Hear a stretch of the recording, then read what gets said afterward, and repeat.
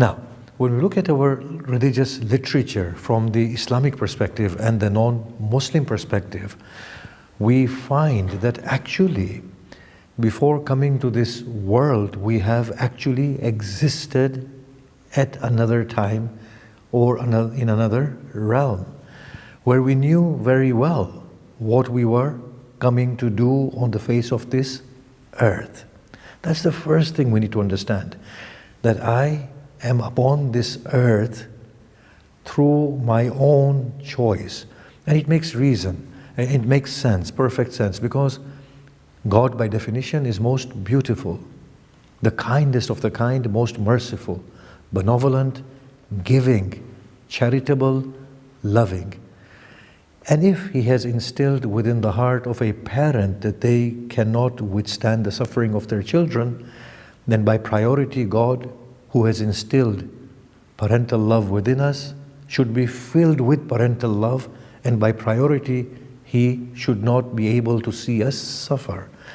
So therefore, it is not the case that God has brought us into this miserable world and He's just watching us and seeing how we do. It's more a case of, no, we have come here knowing full well what the life of this earth entails. And on top of that, God is very kind.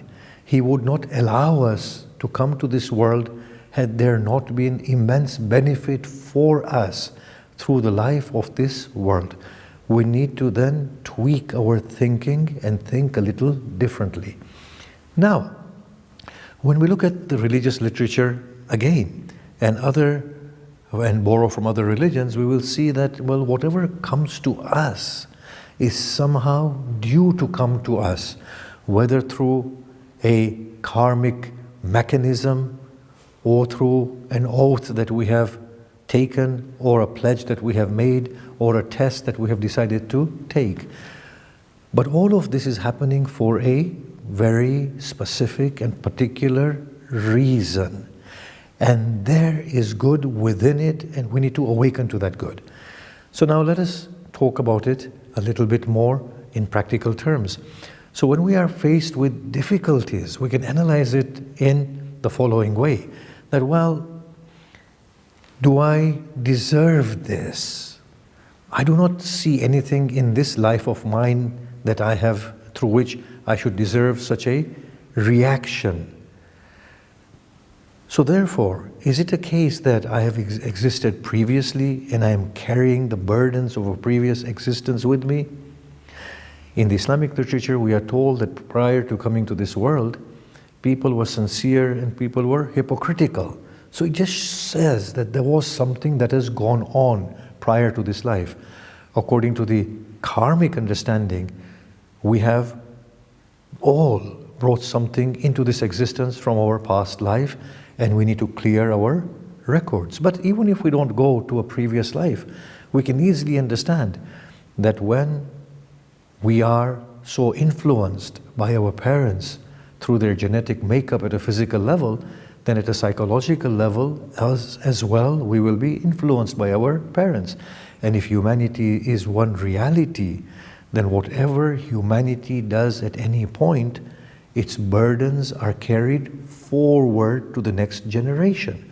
Looked at it this way, we might have a very positive attitude towards difficulties and challenges. To say, well, either this is due to me myself, in which case I shall bear it in a very dignified manner so that my scores are settled before I go on my onward journey. And thank Allah subhanahu wa ta'ala for giving the opportunity for us to settle our scores. On the other hand, if it is not directly due to me, but something that humanity has been committing, and as a result we are burdened with this karma or the after effects, then in that case, like the great Jesus, salamullah alayhi, the blessed prophets, the great Imam Hussein, who had made no mistakes, but who, like generous parents, bore the difficulties that was upon humanity. They bore them so that it can be wiped out from the humanity. Or like the example of our Blessed Prophet, in which the Blessed Prophet had stated to the angel of death, he said, if death is so painful, then give me the most difficult death that you can ever give to anybody else, and through that, relieve my followers from the pain of death. Give it to me instead. Then that sort of an attitude should be, or needs to be, acquired. In addition to that, we need to introspect and ask ourselves, well, I have come to this world. My singular task here doesn't seem to be amassing of wealth, because it doesn't add to my humanity in a substantive manner. Of course, I can do many things with my wealth and it adds to my humanity, but I'm saying solely to amass wealth, or to build big palaces, or to live in the lap of luxury, because I know I am going to leave this world. I'm here for a mere 60, 70, 80 years, 100 at the most, and I will leave. What is it that I need to attain from this world of mine? There's only one response that will come, and that is, well, the only thing I can attain is myself. Fulfill my human potential. But even that seems to be a little bit empty. When we think deeper into it, we will say, no, the real purpose for my existence upon the face of this earth is to connect very really, substantively, deeply and intimately with the source of all life. And that is the one I call God. If that comes to mind, then we will say, actually, the difficulties that are befalling me, the sorrows that I encounter, the failures that I face, in all of these is a calling towards that beauty untarnished. That I may say to myself that, oh Lord, this pain is a means for me to find you, and through you to find my own self. That is the only point where anything makes any meaning. Even becoming the best humanitarian seems to be a very void meaning, unless it's connected very substantively with a greater sense of being. So now when we face difficulties, these difficulties need to be seen as opportunities for us to fulfill not only our humanity, but to fulfill our life's journey in finding that meaning that is unending. Now, how do we do that? If we look at the example of Hussein ibn Ali salamullah alayhi on the day of Ashura, we find a very different Hussein at the outset and the commencement of the battle to the one that we find at the end of the battle. The one that the Maqatil show at the beginning of the battle is debating with them. You can see that he's trying to convince them. During the battle, you find Imam Hussein, who is broken to the core, who is lamenting.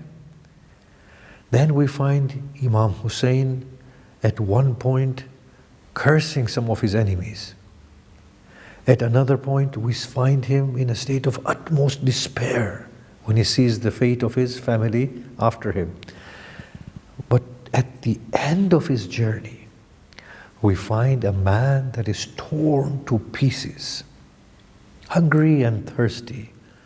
The heart is filled with wounds. But at this point, he is radiating.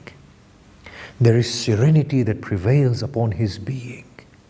At this point, we find a man totally dissolved in God. He has become oblivious to all else. We find his beautiful words when he says to Allah on his final breaths that, "O Allah, indeed you are grand in your grandeur. Indeed you are proximate. You listen to every word of mine. and you respond to every plea of mine. At that point he says, "O Lord, not only do I accept your decree, but I am well pleased and surrender to your decree." If we look at it in this way, we will see actually these sufferings and these difficulties, these trials, are not only in the very least of the sense for us to either wash clean all the burdens that we have been carrying. And not only do they have a more profound meaning, and that is that we, like parents, assist the human family of ours and making this situation a bit better in this world by washing away whatever wrongs we have done. And we are assisting in our individual capacity to spread that good. But no, there is a meaning, indeed a loftier one than all of these meanings. And that is that these sufferings are a means for the achievement of the singular purpose with which we have been created. And that is to find ourselves and to find our God. And that seems to be only possible when every bit of what we call us departs from us. And that process of washing us away is suffering in this world of ours. I will leave us with a hadith of the Blessed Imam Ali Salamullah alayhi, in which he has said that the love of God does not pass over anything, but that it burns it to ashes. Sufferings, difficulties, trials and tests are to be seen as expressions of the love of the Most Divine, through which He wishes to reclaim what is His and bring to the completion the light that He has vested in us. Wassalamu alaikum wa rahmatullahi wa barakatuh.